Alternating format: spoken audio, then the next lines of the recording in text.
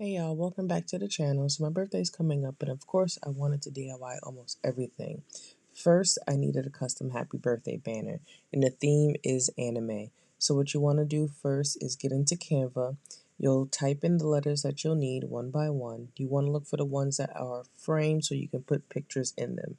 You can choose a basic style or you can choose a different style, but I went ahead and just chose the basic style for this one.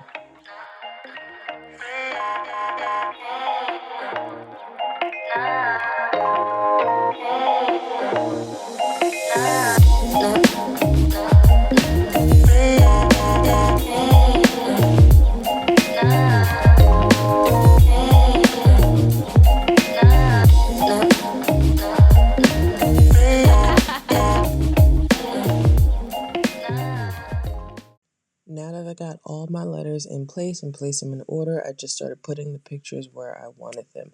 I wanted pictures in certain areas of the happy birthday banner or certain letters, so I went ahead and did that. Sometimes it could be a little tricky when you're putting the pictures in frames such as these, so you want to kind of hover over it in a certain type of way. Now once I finished that, I went through and made sure everything was good, which I didn't show here as far as how I downloaded it, but what you want to do is just go ahead and press that share button at the top, and then you'll click download.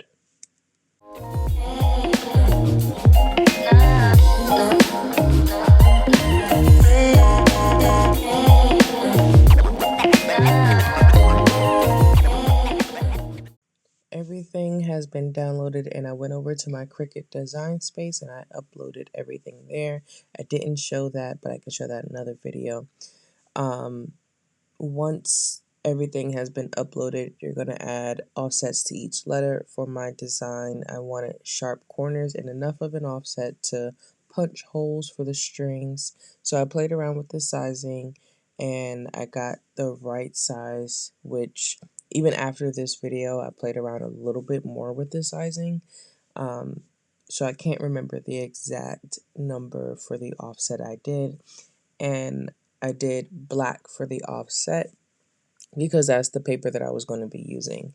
And then after I finished the offset and I marked off where the holes will be, I'm just going to be using this purple line as my guide to put the holes where they need to be.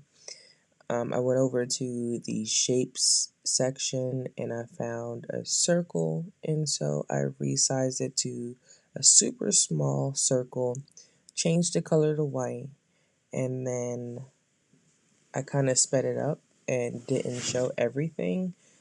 Sorry, I don't know what happened, but I pretty much placed the holes and then I also cut them out. But I can do a more in-depth tutorial on that at another time.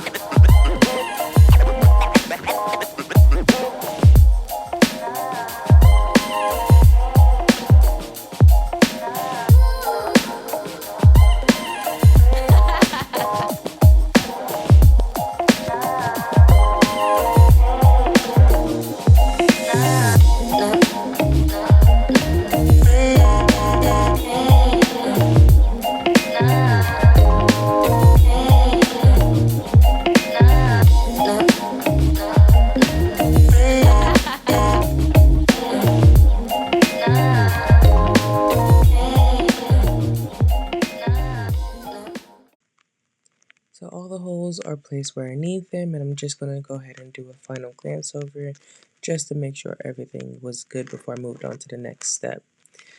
The next step was basically just removing the offsets so this way I can print the pictures first, and I'll show a more in-depth video on that later on, but I'll go ahead and click make.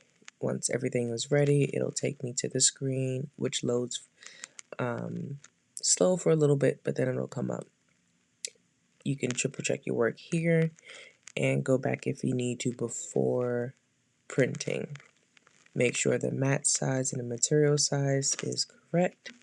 Then you want to click continue and the print screen will come up. So I'll be using my Epson ET2850 to print on photo paper that I got from Walmart. I left the bleed on because honestly I just don't know the difference between bleed on and no bleed. Maybe I'll look for a video on that later. But then I just click print and I printed all of them at once, which I didn't show the actual print process before cutting the material. So once everything was printed, I went ahead and selected the correct material. Popular options will come up first, but if you don't see what you're looking for, just go ahead and type it in the search box and it'll pop up, or something similar will pop up and you can just click on that. If you used the Cricut before, you know how it works, but again, I can go do an in-depth video at a later date. So once everything was printed out, the Cricut will also cut the holes for me, because I also did print out the offsets, which I did not show, but it's basically the same process. And because it's black paper, it doesn't actually print on black paper, or it doesn't cut the black paper properly because it can't see those lines. So I printed on regular paper, and I'm basically trying to trick the Cricut to cut the dark paper by placing the those guides. So that's how I was able to get the dark paper cut out to exactly what I needed. And it took a little bit, but we got it.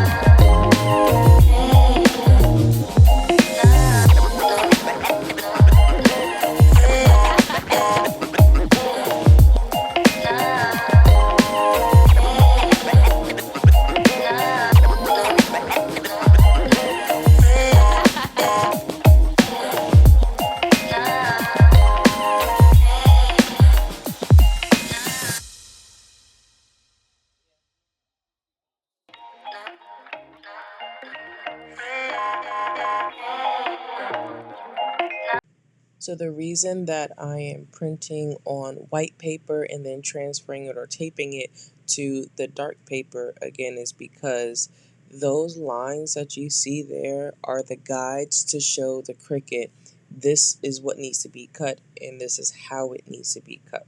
So because again it can't see it on the dark paper, we need to put it on the light paper and then trick it to cut the dark paper exactly how it needs to be cut.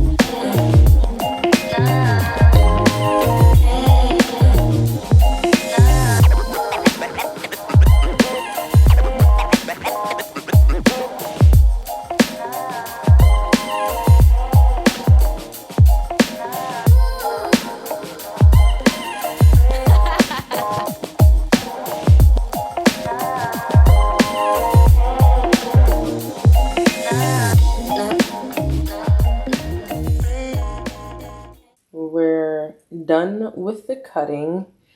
Technically, like a couple of days later, I had to take a break between cuts and everything because it was just going slow. So we're back a couple of days later, and here's how everything turned out. I have them in order just by, you know, their letters, etc. Not necessarily in alphabetical order or number order, but just with the letters in the background. So these are how some of them came out. Very pleased with how they came out. And then this is the background that they will be placed on. Now, I will say I have 2 sets of happy 30th birthday signs, all of them different characters, you know, repeats of character. I did have to size them a couple of different times to make sure that I got the right sizing and that it would print on an 8.5 by 11 regular size, you know, cardstock paper. So it took a little bit of time to, you know, resize it correctly. So I sized one set of the happy 30th birthday banner, and then I took whatever size that I had that banner on and duplicated it for the second banner. However, although it's the same size technically on Cricut Design Space, it is some of them, if I don't know if you can kind of see here, but this is like, it's still a little bit bigger than the original that I printed out. So I'm not sure if all of them will fit on the background, just because I've pre-printed all of the background based off of the first banner. So I didn't do each banner having their own separate background, if that makes any sense. If you use Cricut Design Space, then you kind of know what I'm talking about, hopefully. But anyway, so we're going to start with the first banner and all of those letters, and then we'll get into the second banner, because again, it may not fit on what's already printed, so I may have to print and cut another background for either some of the letters or all of the letters of the second banner. So one of the final steps is to put the pictures on the black background that we had all cut from the Cricut. So you want to line up everything as best as you can. I'm using double-sided tape because the regular tape, it wasn't going to work. So this was actually perfect. I got the double-sided tape from Michaels, and I got refills for these. I did have to reprint a few pictures because I didn't size them correctly for some reason, but once I did that, everything was good to go, and then we just get the rocking and rolling.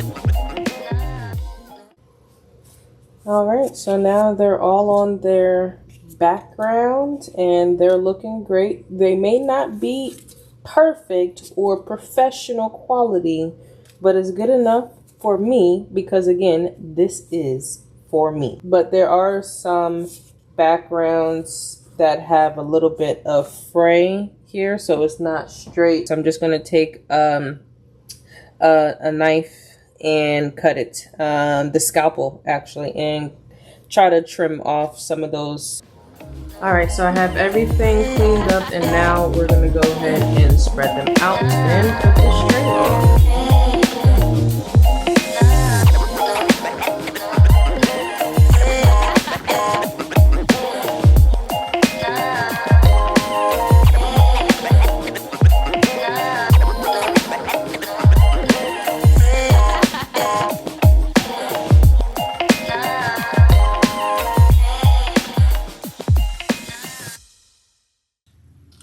So I'm going to be using this string, or ribbon, I should say, that I got from Walmart.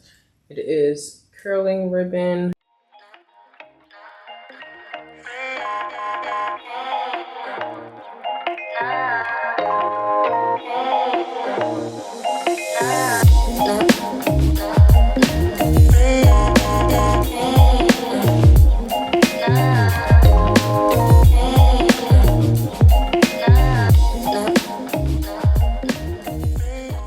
thank you guys so much for tuning in to this video. Please make sure you like, comment, subscribe, turn your post notifications on so you get notified when the next video pops up. And I hope to see you guys soon. Hopefully not too long after this video is posted.